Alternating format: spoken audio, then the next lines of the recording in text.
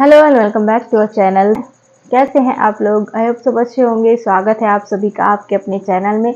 आज हम बनाना सीखेंगे अफगानी सलवार। और अफगानी सलवार में अधिकतर एक गलती जो हर कोई कर देता है, जो बिगिनर होते हैं खासकर वो ये गलती कर देते हैं कि यहाँ पर हमारी जो सलवार होती है वो ऊपर उठती है। पांचों की तरफ से ये सलवार ऊपर उठती है अंदर की साइड से।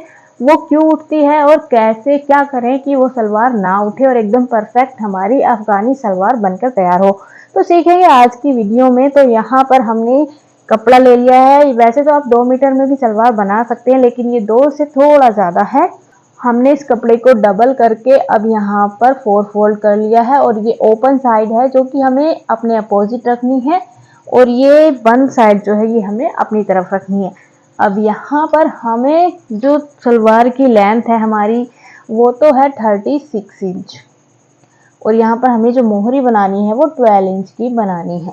यहाँ पर हमें 2 ही मेजरमेंट की ज़रूरत होगी, एक तो लंबाई और एक यहाँ पर जितनी की आप मोहरी बनाना चाहें उतनी बना सकते हैं। तो यहाँ पर मैं 12 इंच की मोहरी बना रही हूँ, यानी कि 6 इंच की एक साइड से हो जाएगी, 6 इंटू 6 यहाँ पर 12 हो जाएगा।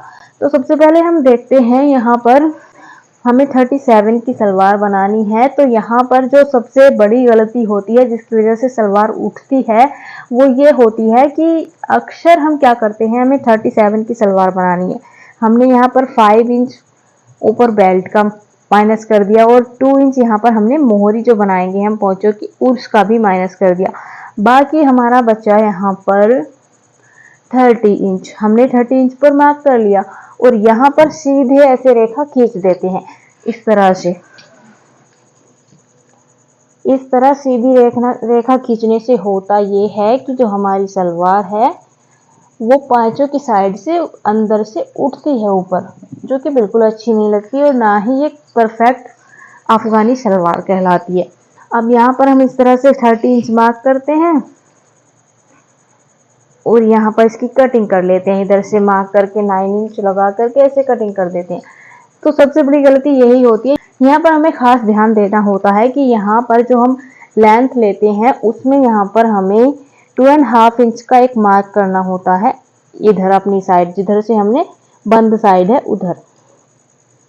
यहाँ पर हमने मार्क कर लिया। अब यहाँ पर हम लेंगे सेपर पट्टी। सेपर पट्टी की मदद से हम यहाँ पर इस तरह से लेंगे इसको और यहाँ रखेंगे और ये जो हमने मार्क किया है इससे मिलाते हुए इस तरह से एक रेखा खींच देंगे, यहाँ पर सीधी लाइन खींच देंगे।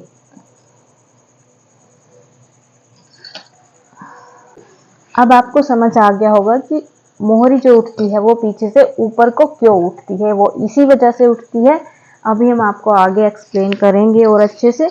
तो यहाँ पर हमने 5 इंच बेल्ट का माइनस कर दिया, यहाँ पर हम 37। अब इस वाले मार्क से जो है ये जो निशान है इससे हम लेंथ लेंगे सलवार की। हमें 37 इंच की सलवार बनानी है। अब इसमें से हम 5 इंच जो है वो बेल्ट का माइनस करेंगे और 2 इंच यहाँ पर हम माइनस कर देंगे पोंचों का, मोहरी जो बनाएंगे हम 2 इंच चौड़ी। अब ये हमारा बचा 30 इंच। तो हम यहाँ पर एक सीधी रेखा खींच लेते हैं।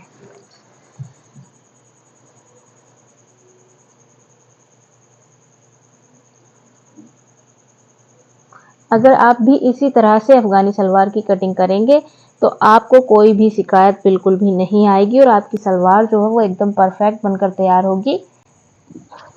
देखिए यहाँ पर 30 इंच का ये पूरा मार्क हमने कर लिया है और हम इधर से इसकी अगर नाप लेते हैं तो यहाँ पर ये आ रहा है 32, लगभग 32.5 यहाँ पर आ रहा है।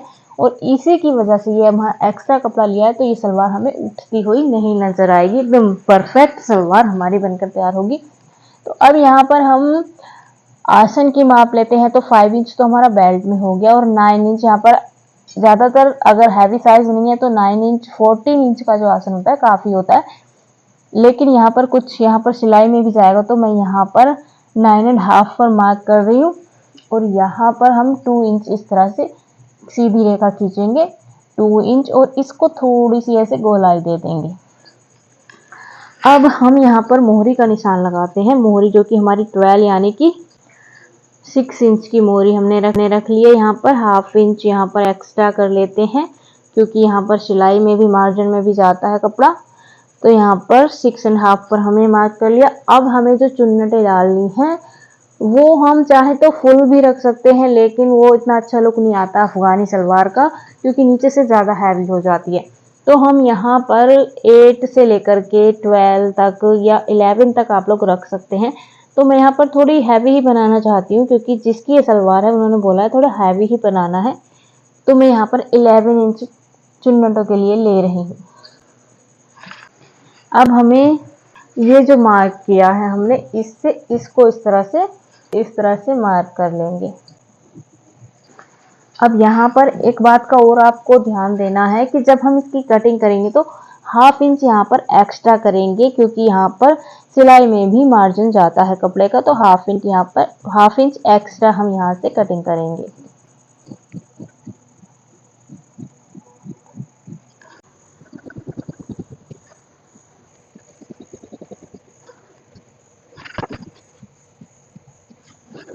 ये हमारी अफगानी सलवार की कटिंग हो चुकी है।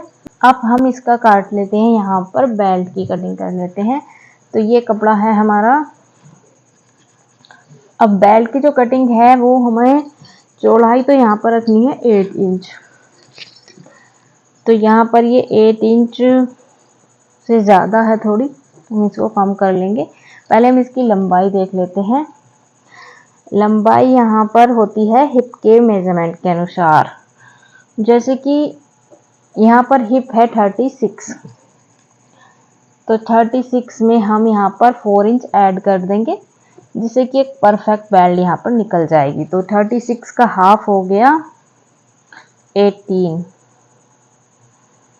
1/2 इंच सिलाई में भी जाएगा, तो 18 पर यहाँ पर मैंने मार्क कर लिया। 18 और 4 इंच हम इसमें और ऐड कर देंगे, तो ये हमारा 22 हो जाएगा। एंड 1/2 इंच फिर से सिलाई में मार्जिन के लिए। तो यहाँ पर हो गया हमारा 23 इंच हमने यहाँ पर चौड़ी बेल्ट लेनी है, और यहाँ पर 8 इंच इसकी चौड़ाई लेनी है। 23 इंच हमें यहाँ पर लंबाई लेनी है और 8 इंच की यहाँ पर चौड़ाई हमें बेल्ट की ले लेनी है।